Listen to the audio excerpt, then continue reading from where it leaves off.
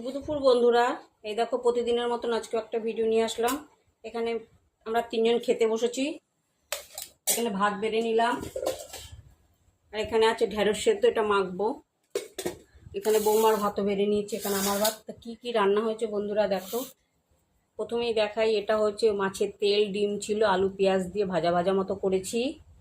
আর আছে ঢেঁড়স দিয়ে আলু দিয়ে শুকনো শুকনো তরকারি।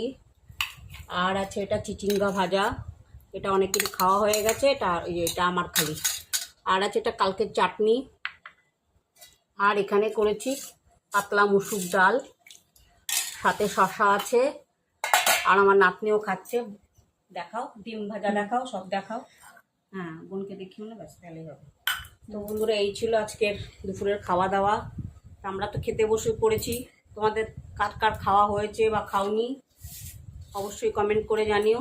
তো আজকের মতো টাটা।